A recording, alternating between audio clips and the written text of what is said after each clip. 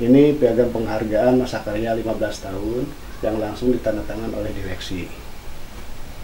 Nah, dan ini adalah terus yang kedua, ini masa karya piagam penghargaan masa karya 20 tahun.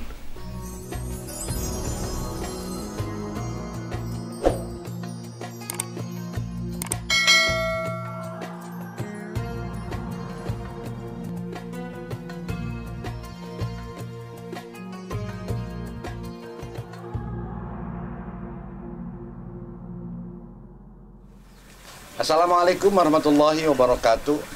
Alhamdulillah wassalatu wassalamu ala Rasulillah wa ala alihi wa sahbihi wa mawala. Allahumma sholli ala sayyidina Muhammad adada ma fi ilmillah, salatan daimatan bidawami mulkillah, amma ba'd. Rekan-rekan Mumtaz Channel dimanapun Anda berada, alhamdulillah masih dengan saya Kang Dadan Hadan dengan kru Mumtaz Channel Menjulu Jaya Purwakarta. Kebetulan hari ini saya berada di tengah-tengah kolam ikan yang indah sekali, dan kita berada di Villa Bambu ini ya. Saung Panjilekan. Milik siapakah saung ini? Kebetulan saya tidak sendirian. Saya ditemani oleh sahabat saya. Nah, siapakah beliau? Nanti kita akan lebih dalam menggali tentang beliau. Oke, assalamualaikum Pak Asep. Waalaikumsalam warahmatullahi wabarakatuh. Alhamdulillah kita bisa bertemu, dan saya merasa bahagia dijamu oleh Pak Asep. Tadi udah makan bareng, udah dikasih kelapa hijau, Masya Allah, terima kasih banyak, jazakallah khairan katsira. Nama lengkap Saya adalah Asep Saripudin. Lahir di Purwakarta asli. Usia sekarang sudah mencapai 57 tahun. 57 tahun. Asli Purwakarta. Asli Purwakarta. Lahir di daerah Margasari, Margasari, masih Kecamatan Pasawahan ya. Kecamatan Pasawahan. Saya dengar Pak Asep sudah pensiun ya. Alhamdulillah kemarin saya sudah mendapat SK dari direksi, mulai diberhentikan pensiun, yaitu Purna Bakti dari tanggal 1 Agustus 2019. Itu saya sudah mengabdi bekerja di perusahaan BUMN milik pemerintah selama 35 tahun 6 bulan. Oke, 35 tahun 6 bulan. Ya. Di perusahaan apa Pak Asep? Tepatnya di kantor pos Purwakarta. Kantor Pos Purwakarta, catat rekan-rekan. Kantor Pos Purwakarta. Pasti seluruh Indonesia udah nyaman, udah biasa dengan mendengar kata kantor Pos Purwakarta. Nah, kita ingin menggali lebih dalam sejarah bekerjanya Pak Asep di kantor Pos Indonesia. Tadi saya sempat bincang-bincang, sebelumnya bukan kantor Pos Indonesia itu. Mari kita dengarkan bagaimana Pak Asep, sejarah bekerja Pak Asep di kantor Pos Indonesia. Baiklah, mungkin akan saya ulas sedikit mengenai keberadaan saya ikut berkecimpung di kancah perusahaan PT Pos Indonesia, yang dulu kebetulan saya masuk di kantor Pos Purwakarta itu pas di SK kan mendapatkan SK 80% itu per 1 Februari 84. 1 Februari 84. Iya. Ya. Dengan gaji pertama, saya mendapatkan gaji pertama itu ya SK 80%, cuman berapa? 16.700 rupiah. 16.700 rupiah. Harga itu, waktu itu harga beras berapa Pak Asep? Harga beras kalau nggak salah kurang lebih sekitar berapa ya? 100 rupiah? Kurang. 150 itu harga emas itu. Oh, 150 harga emas. 150 rupiah harga emas per gram. Iya. Gaji Pak Asep 16.700 rupiah. 700 rupiah, Masya Allah. Jangan dibandingkan 16.000 dulu dengan sekarang loh. 16.000 sekarang paling cukup apa ya? Jadi gimana pertama kali kerja atau sampai pensiun Pak Asep? Pertama kali kerja saya diangkat sesuai dengan peraturan pemerintah. Waktu itu per 1 Februari saya mendapatkan fasilitas, yaitu calon pegawai perusahaan yang barusan saya kemukakan, mendapatkan upah seperti itu. Nah, kebetulan pertama kali saya ditempatkan di bagian pengolahan pos. Dari 84 sampai 88 kurang lebih, itu kurang lebih 4 tahun di pengolahan pos. Itu kebetulan ada formasi dari kepala kantor pos untuk mengikuti ujian dinas kenaikan pangkat. Dari 88 saya mengikuti ujian dinas ke Bandung. Dulu namanya itu KD Pos, Kepala Daerah Pos Wilayah 7 Bandung. Saya alhamdulillah diikut sertakan dan alhamdulillah waktu itu saya berhasil dan lulus.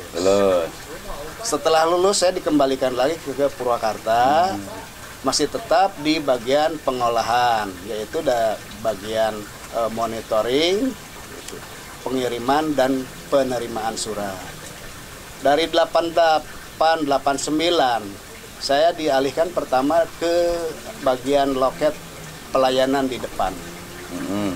Dari 89 sampai 92 di loket depan itu kan beberapa loket yang harus dilayani. Di antaranya pertama di bagian loket penerimaan iuran TV dulu.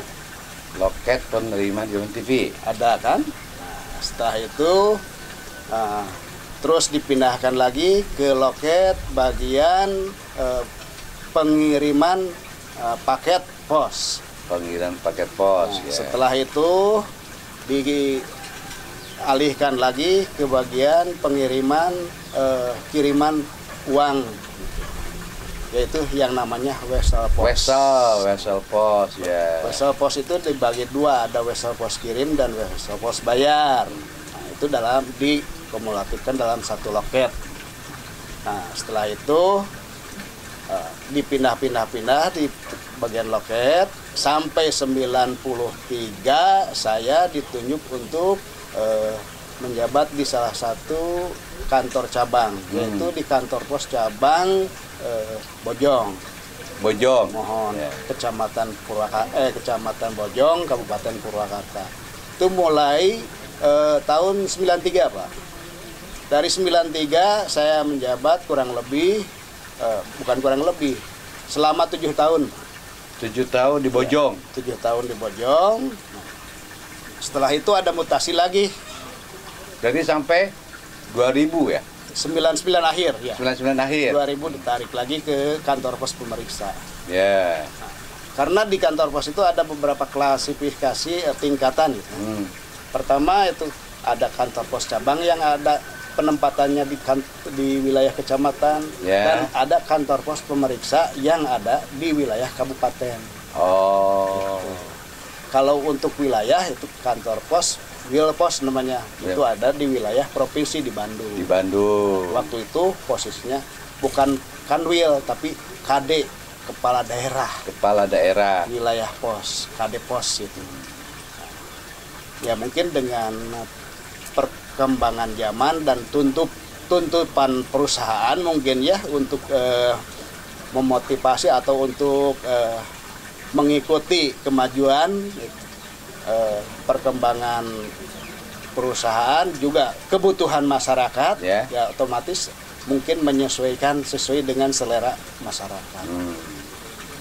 Dari Bojong ditarik lagi ke Purwakarta ke kantor pos pemeriksa dari tahun 2000, dan 2022 saya ditempatkan lagi 2002 ya untuk menjabat menjadi kepala kantor pos cabang di Kecamatan Jatiluhur. Nah, dari 2003 sampai 2006 gitu. Kalau nggak salah ya 2000, kurang lebih 2 tahun lebih ya, hampir 3 tahun. Nah, menjabat di kantor pos cabang Jatiluhur. Setelah itu ditarik lagi ke Purwakarta. Nah, ditarik di Purwakarta, saya di situ dipercaya oleh rekan-rekan untuk mengurus, untuk di Serikat Pekerja Pos Indonesia, di SPPI-nya. SPPI. Nah, saya kebetulan dipercaya oleh rekan-rekan menjadi ketua cabang Purwakarta selama 1 periode. Selama 2006 ya. Selama 3 tahun. Nah, setelah itu saya dilempar lagi. Setelah selesai menjabat di Serikat Pekerja Pos Indonesia 1 periode, saya dilempar lagi untuk menduduki di wilayah kawasan Berikat. Itunya kerennya itu BIC ya. BIC. BIC itu kawasan industri yang mana itu perusahaan-perusahaan industri yang banyak di situ. Kurang lebih waktu saya di situ ada sekitar 130 perusahaan asing yang ada di BIC. Ya, alhamdulillah kita bisa bekerja sama. Kebetulan di situ sarananya lengkap, baik kantor bea cukainya ada, kantor perbankannya juga ada di situ, jadi komplit di situ. Jadi untuk melayani masyarakat, khususnya masyarakat orang-orang pabrik yang bekerja di situ, ya saya melayani. Pas selain masyarakat yang di luar juga melayani masyarakat pekerja. Ya. Gitu. Nah di situ kurang lebih 2 tahun Pak di situ. Setelah 2 tahun selesai ditarik lagi. Nah, tarik saya ke bagian mobile, pos keliling yang pakai dulu itu namanya pos keliling kota. Yang pakai mobil itu. Ya. Nah itu kurang ada 2 tahunan. Nah setelah 2 tahun saya ditempatkan di kantor pos cabang Cikopo. Ya. Nah di situ tidak lama ditarik lagi ke Purwakarta. Di Purwakarta dilempar lagi ke kantor pos Pasawahan. Nah dari Pasawahan, sebelum dilempar ke Pasawahan saya ditarik di kasir induk. Di kasir induk saya diperbantukan untuk mengurus warehouse. Warehouse itu adalah gudang Telkomsel, titipan produk dari Telkomsel. Jadi itu kartu-kartu perdana yang dari mulai harga kecil sampai harga ratusan ribu. Alhamdulillah saya dipercaya oleh perusahaan untuk menangani itu kurang lebih 1,5 tahun di situ. Nah, setelah itu saya dilempar ke Pasawahan selama 2010 dan 2011. Selama 1 tahun tidak lama dan ditarik lagi di kasir induk. Kasir induk untuk melayani permintaan keuangan panjar yang ada di kantor pos cabang. Jadi terakhir pensiun tetap di kantor pengawas ya namanya. Kantor pengawas Purwakarta ya, sampai pensiun. Ya, di bagian akuntansi dan keuangan. Bagian akuntansi dan keuangan.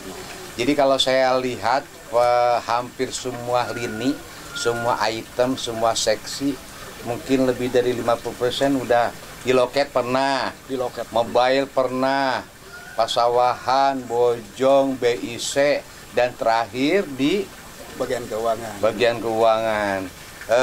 Rekan-rekan, kita sangat menarik nih. Ada pertanyaan yang lumayan menggelitik nih. Suka duka, nah ini suka duka Pak Asep kerja di kantor pos dari segi apapun, suka dukanya. Lebih banyak sukanya, apa lebih banyak dukanya, apa seimbang? Kira-kira Pak Asep? Alhamdulillah, kalau ditanya mengenai suka duka, yang saya alami, itu saya rasa seimbang. Ya. Karena apa seimbangnya? Gitu ya. Sukanya saya bisa melayani langsung kepada publik dan kepada masyarakat. Dikala masyarakat sudah dilayani oleh saya dengan sepuas hati. Iya. Karena apa? Patokannya seorang pelayan masyarakat, apabila masyarakat sudah dilayani oleh kita dan orang tersebut datang lagi. Ya. Artinya pelayanan saya itu diterima oleh beliau. Oke. Itu rasa sukanya ya. Rasa sukanya. Oke. Jadi secapek apapun pekerjaan, seberat apapun pekerjaan, apabila kita sudah melihat publik atau sudah melihat masyarakat yang tempo hari datang lagi ke hadapan saya, itulah kebanggaan tersendiri. Sebuah kebahagiaan tersendiri Sebuah ya. kebahagiaan Berarti tersendiri. pelayanan kita diterima oleh masyarakat. Oleh masyarakat. Itu. Dukanya le Pak Asep. Kalau dukanya ya sih banyak. Karena apa? Karena dengan tuntutan perusahaan, apalagi dikejar-kejar target, Ya. apabila kita tidak terkejar target, ya mau tidak mau saya mendapat omelan dari atasan. Oke. Itu dukanya. Terus kalau ada komplain dari masyarakat itu juga duka. Salah satu duka, komplainan di masyarakat juga ada, gitu. Tapi alhamdulillah, gitu, yang sifatnya komplainan tersebut untuk membenahi atau untuk menyempurnakan kinerja kekurangan pekerjaan kita. Oke. Terus masalah waktu nih, sering ngelembur dong. Masalah waktu kita sudah tidak hitung-hitung waktu, Pak. Kalau di kantor pos hitung-hitung waktu, dia akan tergilas dengan waktunya. Karena apa? Karena yaitu kantor pos itu betul-betul bukan dikatakan rodi ya gitu, tapi kita juga memang dituntut untuk menyelesaikan pekerjaan itu harus selesai pada hari itu juga. Meskipun harus pulang jam 10 malam atau tengah malam. Itu jam 10 malam itu sudah jadi kebiasaan, Pak. Apalagi di bagian akuntansi keuangan. Apabila ada selisih dalam administrasi, sampai jam 1 malam harus diselesaikan. Sudah selesai, sudah ketemu selisih tersebut, baru bisa kita lega pulang, tidak meninggalkan beban pekerjaan. Jadi artinya lebih baik pulang larut malam tapi pekerjaan beres daripada pulang setelah maghrib tapi masih ada PR. Itu akan selalu mengganjal kepada pikiran kita. Dan kalau pekerjaan itu ditunda lagi, mau sampai kapan berarti ya? Itulah. Masya Allah, ini perjuangan. Pertanyaan lagi yang menggelitik yang ketiga Pak Asep. Kan tidak semua orang bisa bekerja seperti itu ya. Ya. Kan ada orang yang bekerja shift. Jam 7 sampai jam 2 pulang. Jam 2 sampai sore pulang. Terus ada shift malam. Kalau tadi kata Pak Asep, terkadang jam 10 itu hal biasa. Tetapi Sabtu Ahad libur tepat ya. Dulu enggak. Ya. Sabtu enggak ya masuk. Berarti rata-rata pulang jam 10 dong ya. Ya itu memang sekitar itu kalau di bagian-bagian vital ya, bagian-bagian terpenting gitu. Karena apa? Itu tinggal pandainya kita ngatur waktu. Oke. Karena apa? Kalau misalkan kita rata-rata pulang jam 10 atau jam 9 malam, itu kan ada jeda waktu antara kita berangkat jam 9. Jam 12 bisa pulang dulu istirahat. Jam 2 masuk lagi. Itu jeda waktu itulah yang kita manfaatkan untuk istirahat.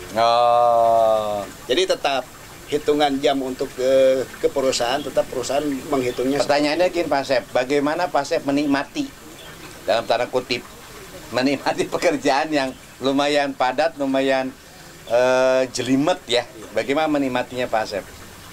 Kita dinikmati dengan mensyukuri aja Pak. Ya. Karena apa? Kalau pekerjaan gitu dijadikan beban, gitu, akan terasa berat. Ya. Tapi kalau pekerjaan itu merupakan suatu hobi atau suatu kesukaan, Ya. itu akan terasa nikmat dan indah, Pak. Siap. Jangan pernah jadikan pekerjaan menjadi beban, tapi dinikmati saja. Oke. Pak Asep yang saya hormati, sekarang kan Pak Asep sudah pensiun nih. Bagaimana Pak Asep mengisi masa-masa pensiun yang belum lama nih? Bagaimana Pak Asep memanfaatkan waktu mengisi masa pensiun Pak Asep? Alhamdulillah, saya mulai diistirahatkan oleh perusahaan itu dari mulai tahun 2017. Ya. Artinya saya harus menjalani masa cuti besar selama 13 bulan. Setelah menjalani cuti besar, berarti saya diberi penghargaan oleh perusahaan untuk mengikuti masa transisi, yaitu masa MPP, masa persiapan pensiun.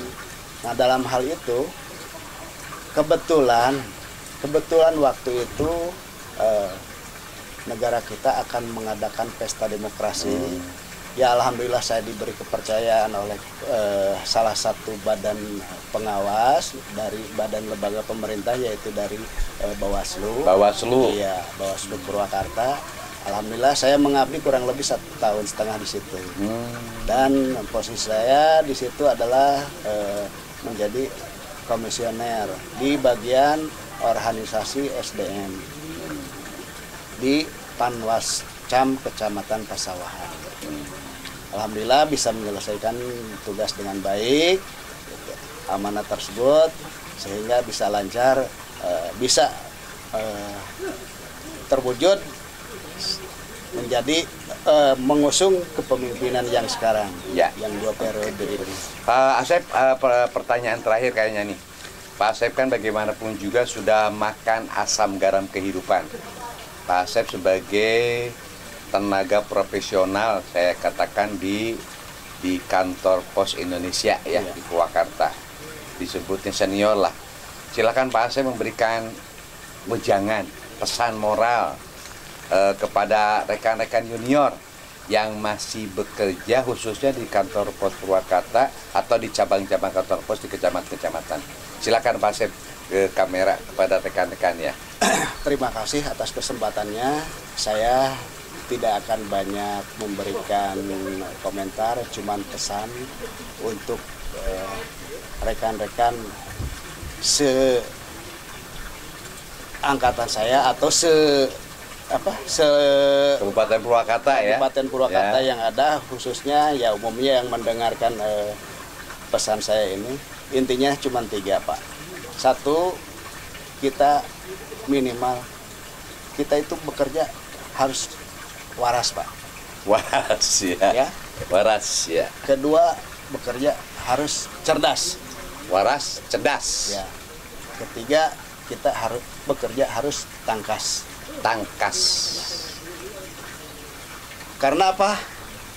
3 poin tersebut semua orang bisa mengerjakan. Tapi kalau pekerjaan itu tanpa dibarengi dengan keimanan, artinya tidak waras. Jadi mau tidak mau, apalagi disuguhkan dengan kue-kue gitu ya, atau kesempatan-kesempatan yang ada di depan kita untuk membohongi kepada diri kita sendiri, apalagi membohongi kepada orang lain, ya mau tidak mau akan tergiur dengan itu. Makanya tunjukkanlah kerja waras. Kedua, tunjukkanlah kerja cerdas. Artinya kerja cerdas itu bisa mengambil kebijakan, bisa mengambil kesimpulan, dan bisa mengambil keputusan. Jangan sampai kerja sedikit segi nanyain kepada atasan. Ada permasalahan tidak bisa menyelesaikan. Itu artinya tidak kerja cerdas. Dan kerja tangkas, semua pekerjaan yang sifatnya dibebankan kepada sesuai dengan SOP-nya gitu ya, kepada pegawai yang bersangkutan, kerjakanlah dengan semaksimal mungkin. Jangan dilemparkan ke rekan atau ke yang lain. Karena apa? Orang lain itu hanya sekedar pembantu, tapi fokus pekerjaan kita yang menyelesaikan kita. SOP yang dikerjakan sama kita, ya mau tidak mau kita harus selesaikan sendiri. Itulah yang namanya kerja tangkas. Mungkin itu yang bisa saya sampaikan. Mudah-mudahan ini bermanfaat untuk di bawah kita, junior-junior kita. Dan saya mohon kepada junior-junior kita, bekerjalah dengan baik, dengan lillahi ta'ala, dengan nawaitu ibadah. Insya Allah, Allah akan memberikan kelancaran dan kemudahan dalam pekerjaan kita. Mungkin itu yang bisa saya sampaikan. Kurang dan lebihnya mohon dimaafkan. Iya, oke, rekan-rekan profesional, kerja waras, kerja cerdas, dan kerja tangkas. Saya banyak dapat ilmu dari Pak Asep, karena bagaimanapun juga beliau berada pada pekerjaan yang memang dia kuasai, berbeda dengan saya. Rekan-rekan Motor Channel, ada satu hal ya, beberapa hal yang saya sampaikan. Yang pertama tentang waktu. Tadi kata Pak Asep, kalau kita tidak pandai memanfaatkan waktu, maka waktu itu akan menggilas kita. Kalau istilah Arabnya, al-waktu kasaifi, waktu itu seperti pedang. Ilam taktau kotoaka, jika engkau tidak bisa menguasai pedang itu, maka pedang itulah yang akan menyayatmu. Yang kedua, nikmati pekerjaan, jangan jadi beban. Seberat apapun pekerjaan, kalau dinikmati akan terasa ringan.